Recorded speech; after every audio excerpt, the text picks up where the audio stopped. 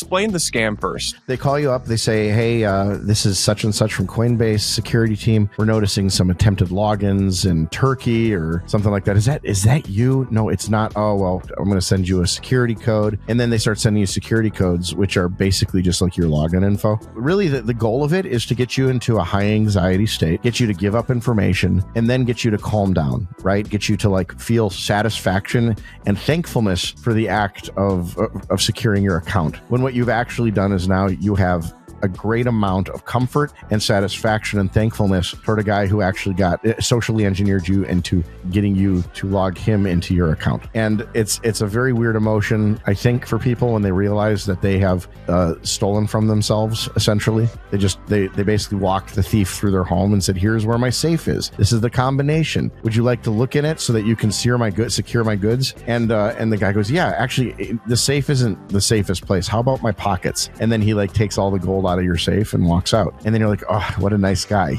Like that's essentially like the feeling. And then these guys often don't realize they've been stolen from for days because they're so thankful.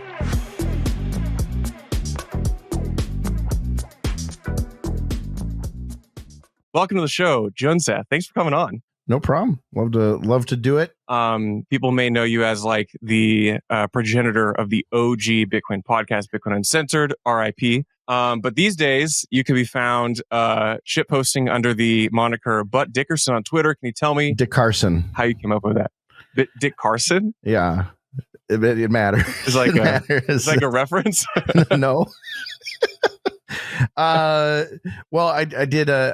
I had this vision in my head of small claims court, and then I thought to myself, because it's at very small claims is the handle, and it's because I got kicked off of being Junseth, obviously. So I'm, for obvious reasons, I'm surprised that Butt Dick Carson has survived. But I had this vision of like, what if your friend like drinks your Gatorade bottle though, and like you want the money for that and he refuses to pay you, then you have a very small claim, right? So you want to take him to very small claims court. So I took that handle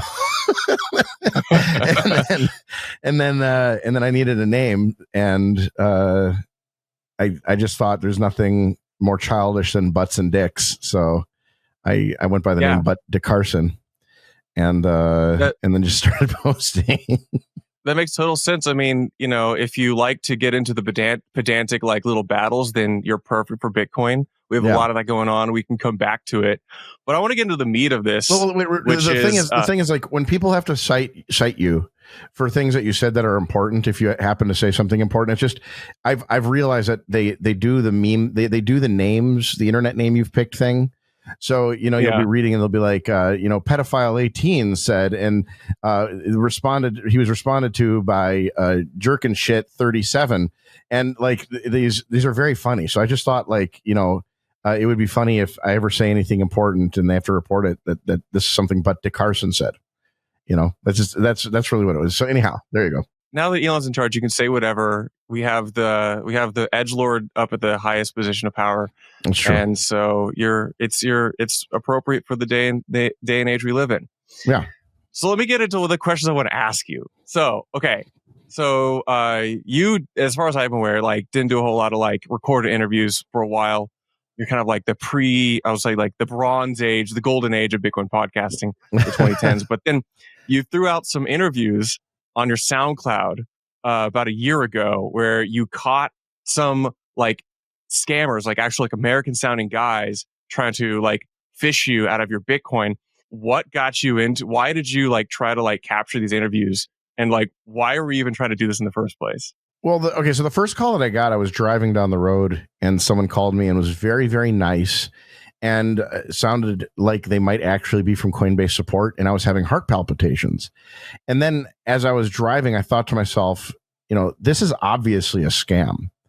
But this, what it is it's the person, the personalness, the personality of the person calling me is so practiced that it made me think twice about whether it was a scam. So I was in the car in a place I couldn't do anything about it, and I'm having heart palpitations with the idea that someone's like gotten into my Coinbase account, which is a funny thing for me to have heart palpitations about because I don't have any Bitcoin in there, right? There's no coins in my Coinbase account. So what are they going to do? And yet somehow this is like, raising my blood pressure, and I'm becoming very anxious about what this means and wondering maybe I do have some Bitcoin in there, but it would still, even if I did, it would be de minimis. So I'm having to like, go through all of the iterations of thoughts and realizing that I'm a person who's dealt with these scams for longer than almost anybody in the space. And if these are giving me sort of second pause, then they have to be capturing people. They have to be. So I got that first call, didn't think anything of it. I was like, well, that was crazy. Like that's a very interesting little scam. And then the same day I started getting more calls, and I started getting, I probably got 10 to 15 a day. And honestly, they still go on. So probably 5 a day still, but 10 to 15 a day for, I don't know, 2 months. And I would just hang up on them. And then, one day I was thinking about it. I was like, you know what? I'm going to see if I can start answering these and see if I can get someone to like get on and talk to me about this. Cause I'm very curious about it. And also like, screw them. Like they're stealing people's money, and I'm curious about how it works. And they're doing it enough.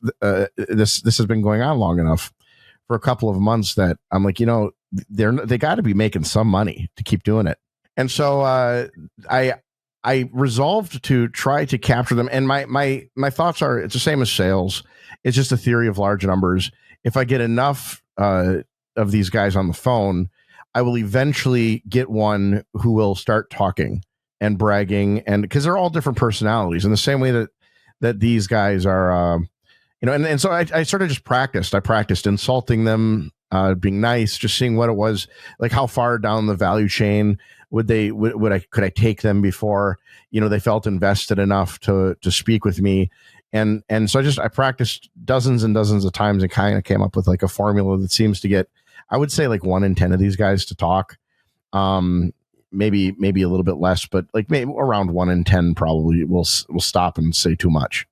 Only maybe 1 in 3 of those are really interesting conversations.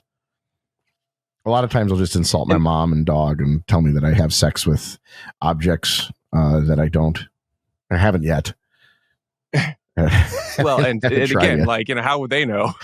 Well, yeah, so, I'm not saying I won't try them. I'm just saying I haven't tried them yet, So, yeah. Bitcoiners have all sorts of weird predispositions, but describe to me for the audience, like, what's like the arc of the conversation? Like, how does it start? Because everyone, if you haven't already, go and listen to Junseth's SoundCloud. I'll link it in the description. Go listen to his interviews, but describe like how does the narrative arc of the conversation go? Because it's really interesting how you kind of lead these people through learning about what they do and how they do it. Well, how does the arc of my conversation with them go, or how does the scam go? Actually, explain the scam first, just for foundation. Sure. So they call you up. They say, hey, this is such and such from Coinbase security team. We're noticing some attempted logins in Turkey or something like that. Is that you? No, it's not. Oh, well, we need to start securing your account. Would you help us do that? I'm going to send you a security code. And then they start sending you security codes, which are basically just like your login info. So like they're resetting passwords or, doing other things. And they're trying to get you to like basically get them access into their account. Because like the easiest way I think people don't realize this. If you have a secure password, you're golden. Ain't no one getting into that account unless they have a quantum computer. And if they have a quantum computer, they're not calling you. They're, going to Wells Fargo and, changing digits in ledgers. So like, they don't have a quantum computer. If they do, we're all screwed. So there's no point in assuming that they have a quantum computer. And so if you have a really strong password, I don't know, 50 characters. Just if you are like me and have absurdly long passwords with high entropy, you are golden. No one's getting into that account unless you've leaked your password. And so when they tell me that there's a data breach, I mean, honestly, the way to handle that would be that I log into my account, I look at it, make sure it's okay, and then change the password if I actually am worried about that. Instead, they want to do stuff for me. They want to lock the account down. They want to make sure that nothing is going on. And then if you actually do log into the account, the things that they say that they're doing, like, oh, we're putting a hold on it, like none of that stuff is actually happening. You could still send money out. It's just your account is in the exact same state it was when you started, but no one really looks at this stuff. And so really the goal of it is to get you into a high anxiety state, get you to give up information, and then get you to calm down, right? Get you to like feel satisfaction and thankfulness for the act of securing your account. When what you've actually done is now you have a great amount of comfort and satisfaction and thankfulness toward a guy who actually got socially engineered you into getting you to log him into your account. And it's a very weird emotion, I think, for people when they realize that they have stolen from themselves. Essentially, they basically walked the thief through their home and said, "Here's where my safe is. This is the combination. Would you like to look in it so that you can secure my goods?" And the guy goes, "Yeah, actually, the safe isn't the safest place. How about my pockets?" And then he like takes all the gold out of your safe and walks out. And then you're like, "Oh, what a nice guy. He's like he's securing my gold in his pockets. Thank God." Like that's essentially like the feeling. And then these guys often don't realize they've been stolen from for days because they're so thankful. They don't even go look. They just think that Coinbase has got their butts, you know? So that's the scam. For me, what I do is I try to get the scammers to invest a little bit into thinking that they have a whale on the phone, that the whale is susceptible to giving them info. And then usually I turn it around on them and I say, "Hey, can I ask you a question?" And then I'll try to personalize it. I'll ask them if their mother knows what they're doing. I'll ask them, like, I've watched a lot of the way that they deal with things in their group. They use a lot of salacious language. So I'll ask them if they're gay, you know, stuff like that, things that they would find insulting. These guys they're usually really young. What it'll get them doing is talking.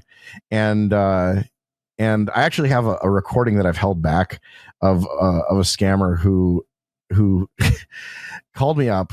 I talked to him, asked him some questions about that I think are sort of conscience twinging questions. And he called me back 2 weeks later, high as all get out. And he says, "I've decided to quit. I fired my staff and I am no longer scamming people. I can't do it. You were right." And it's a remarkable recording. And he asked me what he should do, and I tell him he should just give the money back to you. So he's like, no, I'll give it to charity. And I was like, "It's not yours to give to charity. It's someone else's money. You know, you're going to give someone else's money to charity. Like, what's going to happen when you get caught or if you get caught?" And they want the money back. They're going to have to go to the charities and let them know that you gave them stolen money. And I was like, you might as well keep it, but you should give it back. You know. So it's an amazing recording. I haven't released it because I would love to know more about this guy, and I'm hoping that maybe he calls back again and I don't burn it. But yeah, like these are I get about 1 in 10 to talk, and like I said, maybe 1 in 3 of those are really interesting. And these are like young kids. Like when I listen to it, I hear like they sound like white American guys who like maybe even in high school or like in college or something. Like they sound like young men. I mean, and that's kind of what they tell you, it seems. There's a lot of debate about this. Like, yeah, I agree. There's a lot of debate about these guys. They'll tell me they're 17 or 16 or 18 or whatever. And everyone tells me that they're lying and that they're actually just trying to like, tell me, but that they're younger than they are so that they can't get prosecuted or there's no way to identify them. But I actually think a lot of them are telling at least close to the truth about their age. They are young guys. This is demonstrated in the one who called me back and left the profession, because these young guys think that the money that they're taking is a lot. They'll be like, someday I'm going to make 30,000 a year, and then I'm going to make 60,000 a year, and then I'm going to be a millionaire, and they just think these numbers that they're throwing out are like really, really large numbers, and that this stuff is worth like really sacrificing their later life for, because they can earn all this money now possibly and put themselves at high risk. They're recruited, from what I understand, generally on Roblox and Minecraft. So you're already starting with the younger demographic. I don't think that these guys are much older than they're telling me. And we've seen it when the police do actually, or the FBI actually does arrest them. They're really young, really, really young. And it's even weirder than that because they have a whole network. These young guys have developed a network they have Telegram accounts where there's scammers from all over the nation, and they'll literally ask scammers in an area to go do dirty work for them. So they'll be like, hey, such and such a person at this address has done whatever. Can you go through a brick through his window? And they'll do it. You mentioned that you've seen obviously some guys who do this have been caught. Have you like checked up on those and like kind of followed like that into the story? Do you see those public arrests, and do you kind of gauge that against what you see on as you're doing primary research as the potential scammy? Well, I think people think I did a lot more research than I did. My only research has been just talking to these guys, and I haven't done much more. Like when I see the arrests, I wonder if any of the guys I've talked to are in them. And I get all these tweets saying, hey, I think this guy is the guy. And they might be right. I have no idea. And I really have no way of knowing. I can't hear their voice or anything. And I just don't know. It would be interesting to have confirmation. I would fly anywhere to interview someone I interviewed previously in prison. I would love that. It would just be so interesting to hear the perspective of a young kid who's maybe got 3 or 4 more years on him, who's now having to deal with the ramifications of what he did, and realizing that they weren't so small. Because I think a lot of the times, a lot of these guys think that the freedom that is at stake is like a couple of years. And they might be right, but I don't think they are. I think that it's going to be potentially 10, 15, 20 years, maybe more. And I really want to know whether they think that's worth it. Because a lot of them do have this crypto. Oh, there's one of them now. A lot of them do have this crypto sitting there hiding. And I do wonder how much it'll be worth when they get out of prison, and if they'll still have it. It's a really interesting scam for that reason, because the state can't necessarily compel them to release their money, although they might be able to hold them in contempt forever. I don't know if they don't give these addresses. So I don't really know.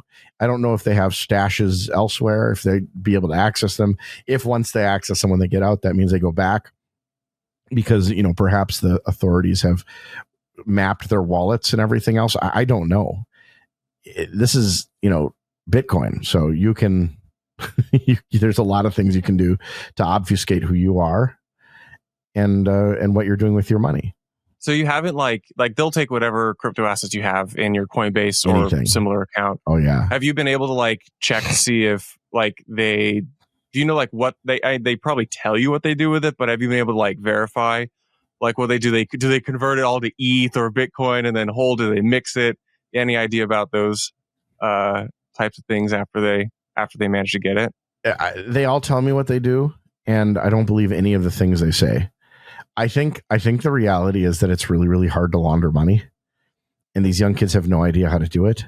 And so I think what they do is they do this, and they just have the money sitting there, and they have no idea how to sort of launder it through exchanges or whatever. And they're just kind of hoping that either it will be forgotten about, or that someday it will be easier to launder. And I don't think that's going to be the case. Maybe it will be, maybe it won't be, but I'm guessing that it'll be more and more expensive to launder crypto because it is, so traceable. Some might use some of these sort of decentralized exchange type things to get it into Monero and then pull it back out. But I think there's problems with that. I think a lot of times, at least in early days of Monero, if you put in crypto, you'd have to wait a long time so that you wouldn't get the same outputs or the same inputs in your outputs. And, so it's not a simple problem. And I don't know that they know what they're doing with it. They all claim they're buying expensive cars and stuff. From the arrests we've seen, a lot of times that's how they get caught. Is they actually do go and they buy 12 Ferraris. There's one guy or those 2 kids or something was it the Bay Area who they were buying Birkin bags for all the women. Yeah. They were still undesirable, still uneffable. What is it? 100K. We all get girlfriends, and T.S. Eliot wrote a poem about that called "The Uneffable." It was effable thieves. Yeah. It turns out women just want charm. So, and maybe good looks like me. Yeah, 100%, I don't think charm even matters. I think it's 6-packs. Have you seen the whole 4chan thing with they go on to these dating sites or something? They're like that, and they're like, "Hey, I'm a pedophile." and the women will be like, hey, yeah, okay, so you don't do that now, do you? Like, they're like, no. yeah, I actually do. Okay. Can we go on a date? Yeah, you have a six pack. So I don't know what women want, but apparently they don't want crypto bros, even ones that buy them Birkin bags. They will take the Birkin bags, however. Hey, Will here with Blockspace Media. Did you know that we have individual feeds for all our shows? If you're watching the Mining Pod, Bitcoin Season 2, or the Court Show, be sure to check out the individual feeds. You can find them on your podcast player of choice, whether that be Spotify, Apple, YouTube, etc. Just type in Blockspace Media and you'll find all our shows pop up, or just type in the individual show name like the Mining Pod or Bitcoin Season 2. Be sure to hit that subscribe and give us a 5-star rating so we can continue to bring you the best content in Bitcoin.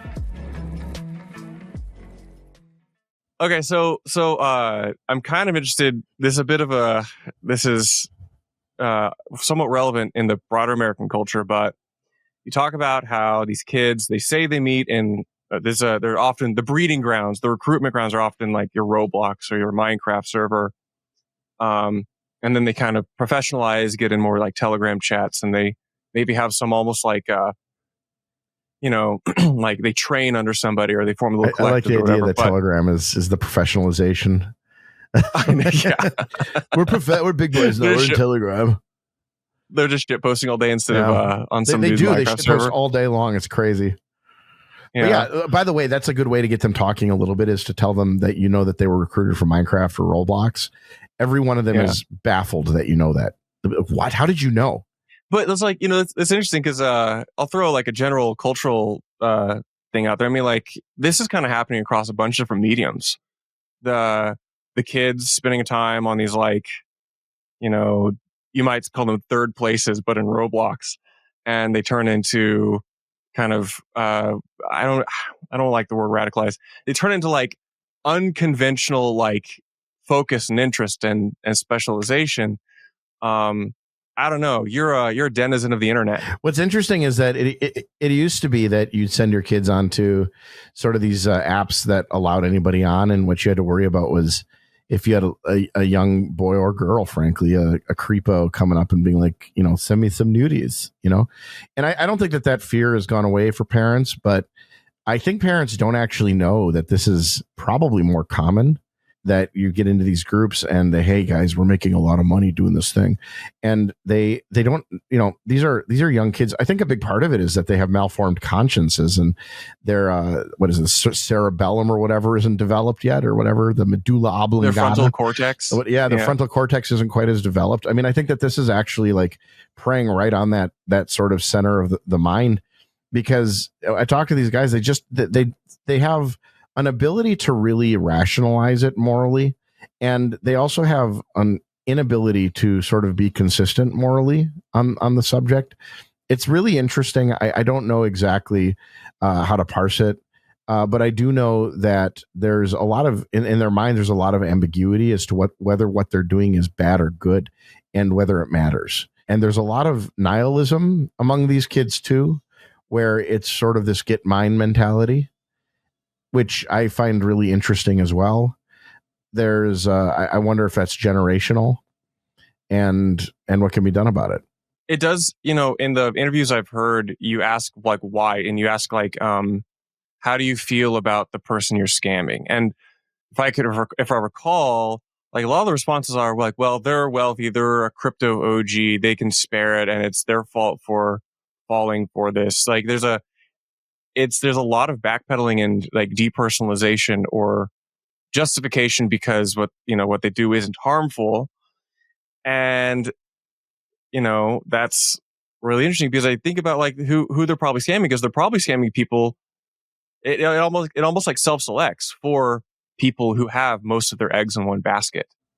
And or a lot of their counterparty eggs. So but like it's a hard thing for many of the people that they're going after. That's their life savings.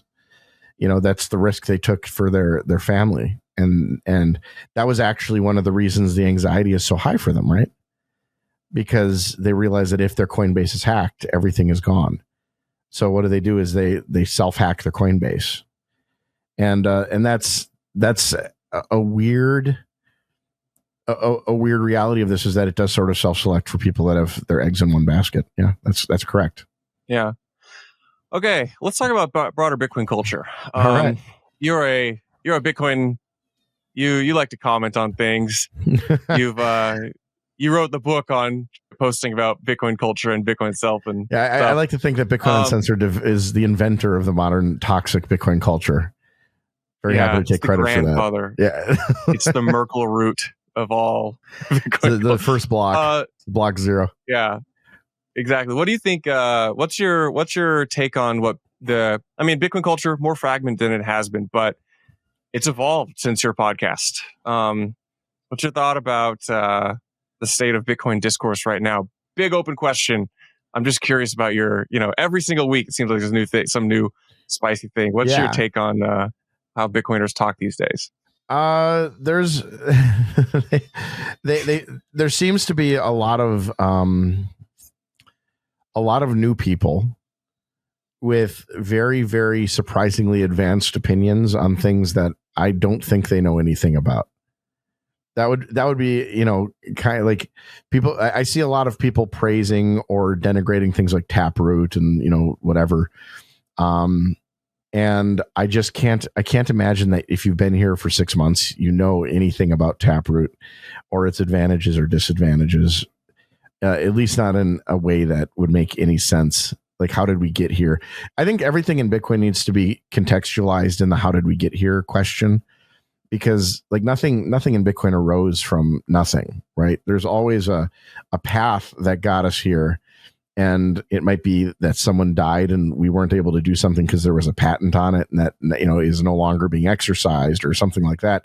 It could be that maybe, the old way we did it was just really bad, or it could be, like in the case of SegWit, it might be that there's a lot of disagreement, but even a person who doesn't like SegWit is the person that figures out how to soft fork it. And the debate, goes forward and most people agree that, SegWit is the way to go. And then, maybe SegWit causes problems and maybe that's a reason why, I don't like, just whatever the context is, like people, I think, miss a lot of the history, the historicity of what they're discussing. And it matters because contextually, if you want to have a debate today about what Bitcoin ought to be or what is good about Bitcoin today, I don't think you can do that divorced from the historicity or the history of how we got here. And I think that matters. And I think that's lost a lot contextually in the debates. So the state of Bitcoin today is kind of the state of how it's always been. You have a lot of new people with very loud opinions. And then that kind of is the noise stratum, and then you have people with much more sophisticated opinions having an actual discussion above them, and I think that the noise stratum thinks that they are the more important of the two debate havers, and they're just usually not. I mean, I've been around a long time too, but I wasn't as I would say ingrained or central to the debates in the block size war. You've seen a few different eras of this. There's currently a hot debate going on right now, which doesn't necessarily revolve around a fork, but it's again a controversial issue, a lot of emotion and some ulterior motives, some clueless motives. Do you think that we are better at arguing? Do you think everyone's just gotten dumber? It feels to me that everyone's just gotten stupider in the past 5 to 8 years. What's your Bitcoin just Groundhog's Day, man. Every single cycle brings in new people. Those new people have very, very, very quickly have opinions, and they're the same opinions that you have combated and heard the last 5 cycles. And I'm not a big cycle guy, but at least as far as cycles happen or they've been happening in the same ways, this happens every single time the price goes up. The new guys come in, they're dumb as F. They are really, really opinionated, and there's more and more of them every time. And they cannot believe that you don't see Bitcoin the way they do it. I have a good friend whose brother just got into the crypto space. And he was telling me how I'm an idiot and I don't understand tokenization and how all things are going to get tokenized and how XRP is the future. And if I don't see that, I'm just an XRP he cannot. Guy. Yeah, well, he is now. He cannot believe that I could possibly not understand the things that he has seen. And, provenance is going to be really important. And just like, if I don't know that, then I'm stupid.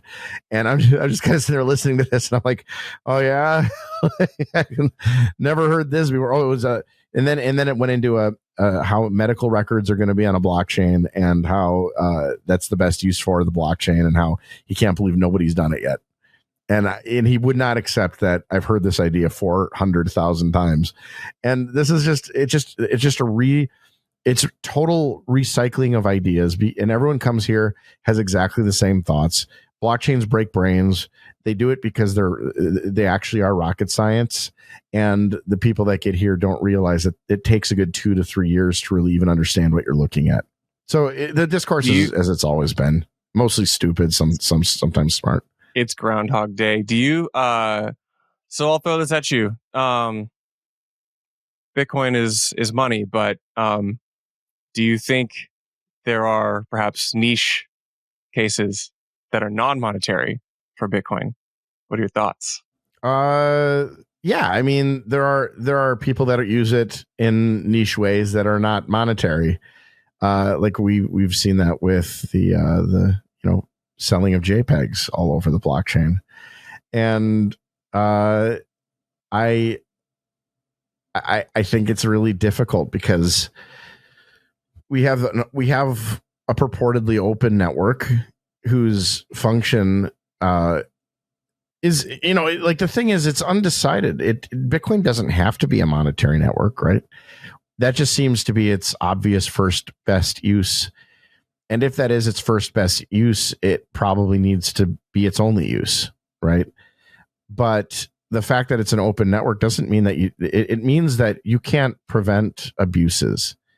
And in part, that's why the block size is as small as it is.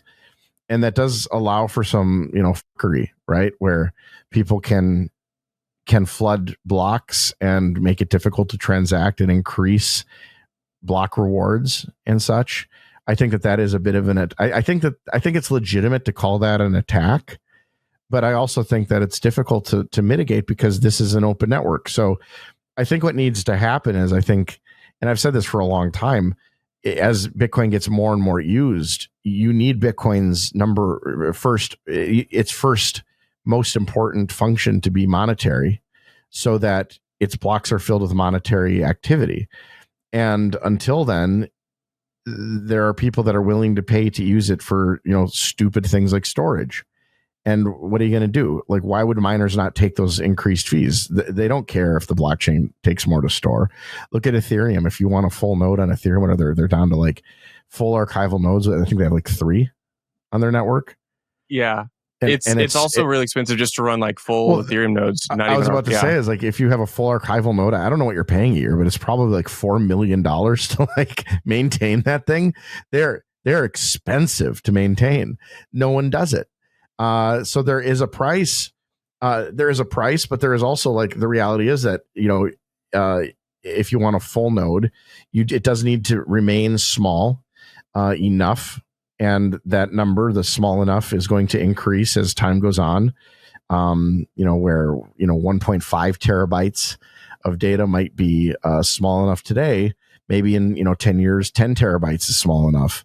Because remember, like, storage capacity increases and it becomes cheaper. But right now, you want to keep it small because it's expensive. Storage is expensive. It becomes cheaper and cheaper over time. I think you do not want to increase the storage costs on people artificially for no reason very quickly. And that changes the dynamics of Bitcoin.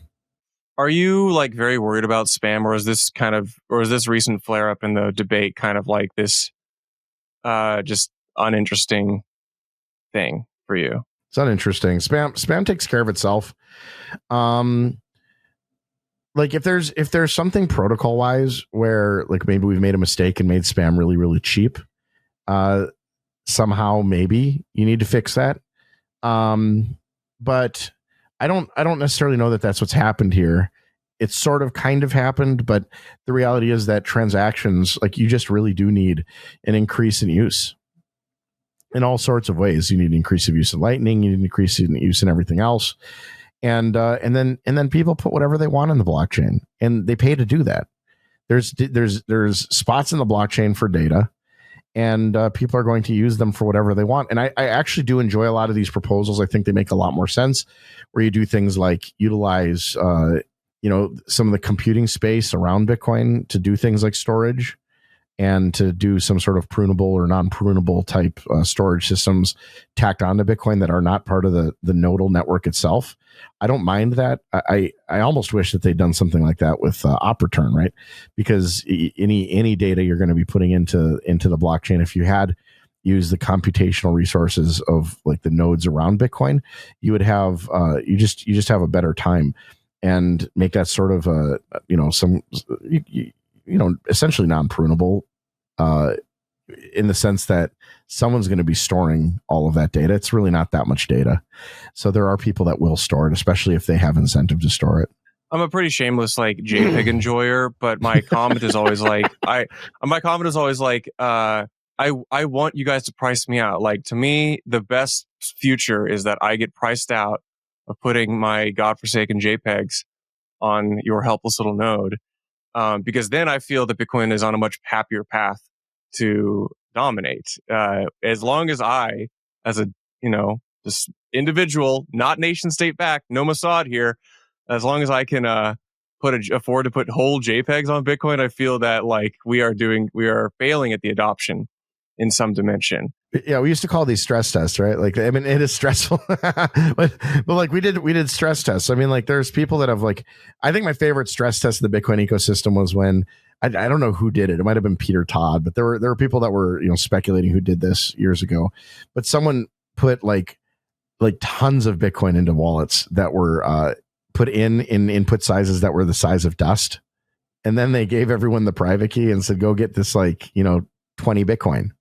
And the whole network, the whole mempool exploded for like a week, because no one could really extract it, because no one was willing to pay the fees to extract it, because it was so much more expensive than getting the 20 Bitcoin or whatever. So nobody wanted to pay the money to extract it, and it just exploded and destroyed the mempool. Like, nobody could put anything into the mempool for like a week or two. And I always thought that was a really interesting thing to do.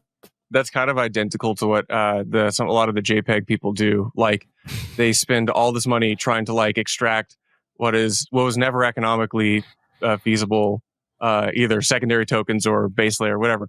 But a lot of parallels. Everything old is new again. I want to kind of round this conversation out. I rarely talk about normie political stuff, but. Okay. I saw you tweeting about the latest thing over the past couple weeks. I'm into the latest things. Yeah. You're talking about the Charlie Kirk assassination? Charlie Kirk. I mean, I drove by a billboard on my way here. So, I'm middle America. I'm in Kansas right now. So I actually saw more than one Charlie Kirk billboard today. So it's obviously a cultural moment for a particular set of Americans. I invite you to comment on it, because you have a way with words, and that's kind of you. I'll go back. If you listen to Bitcoin Uncensored, we rarely talked politics at all. It was I am a fairly apolitical being, and in recent years, the only reason I've sort of become engaged is because it's become obvious to me that right now our value system is under attack in America. And I think that value system is the only thing that really matters. Like, the reason Bitcoin Uncensored could get on and say anything we wanted, and to the cultural detriment or positive, effect, I don't know. But the reason we could get on and say anything we wanted and do the show that we did was because of America's values. And so I noticed, around 2017, 2018, that the values of the American of America really began to get attacked.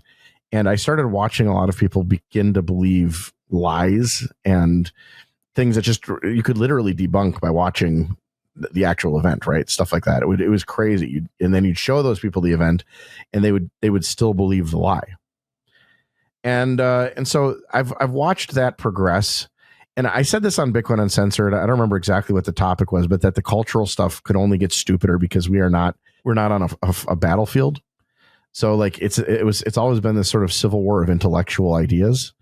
And the problem with that is that once you march past each other and like the ghost lines go like this, you walk up, usually you get here and go, oh, shoot. And then at some point, this guy wins and this guy, they back and forth on the front line. Well, in intellectual ideas, you can do this, just walk past each other and kind of like leave you. So there was a walking past intellectual lines that happened probably around 2015 or 2016 that I noticed. And it was at that point that the two sides became unable to speak to one another because they were behind each other's lines. And what happens there is the ideas can only get stupider and stupider and stupider. And the thing that worries me is that at some point you realize that, and it goes, and the fight is taken from the intellectual and is, well, it's reified. And if you have the reification of intellectual battle, what you end up with is people shooting each other. And so that's been a fear of mine for a very long time. I think that the intellectual battle has been taking place for quite a while. And I think at this point, there's been a number of people that have realized that there is no way to reconcile the two sides because they're not only too far apart, they believe in different realities. And so the ultimate conclusion by many of those people is that the only way to bring about sort of a semblance of normalcy, and the only way to bring about a way to sort of stabilize the union, if you will, is to rid the union of the other side. And thus you get the beginnings of violence and what I would say are the beginnings of a kinetic war. And so when I saw Charlie Kirk get shot, I mean, he's not the first, right? Like we have there's been a number of assassinations or assassination attempts. I think there was in New Jersey, Kentucky, I think, or maybe Pennsylvania. Some of these, no one knows why these people were killed, or maybe they do now, and maybe it was or wasn't an assassination. But I'm just thinking there's the Minnesota Congress people. There's the two attempts on Donald Trump's life. And then now there's Charlie Kirk. And in the ensuing days, there was an attempt to put a pipe or a bomb on the bottom of a Fox News vehicle. There's been several attempts to have people have gone out and attempted to do like mass shootings, mass casualty events, and have been seemingly caught every time in the wake of the Kirk event, particularly during the day before the memorial yesterday. There was a guy caught with a gun and was posing as a police officer or law enforcement outside of the memorial service. So no one knows what his intentions were. So I fear that this is the beginning of the rise of kinetic fight. And I hope it's not, but it seems inevitable to me if we continue going in this direction, unless something changes drastically about how about the realities that both sides are in. And I'm not saying it's a both sides issue. I would actually like to be very, very careful about that. It's not. One side lives in a semblance of reality, and the other side lives in a wholly created and constructed, like, dystopic world that I do not understand, where Nazis are running around the streets and murdering babies. And I don't understand how they've gotten there, but there seems to be no coming back from that. Sometimes, a lot of Bitcoiners like to tell ourselves the myth that Bitcoin fixes this, but Bitcoin is one side of a very multifaceted human problem. And it can ameliorate some things, some social problems, but at the end of the day, we are still humans. And that is a very difficult, complex thing to try to solve. Yeah. I do think I do want to say something about Charlie Kirk, though, and it's simply this. I spent a lot of time looking at Charlie Kirk and seeing his content and watching him and listening to interviews, and he's always come off to me as a sort of unintellectual doof. In the wake of his death, the number of conversations I've had with people who were affected by him, and the number of people who knew him, and the things he said in private as opposed to public, it has struck me that his outward appearance of being an unintellectual doof I think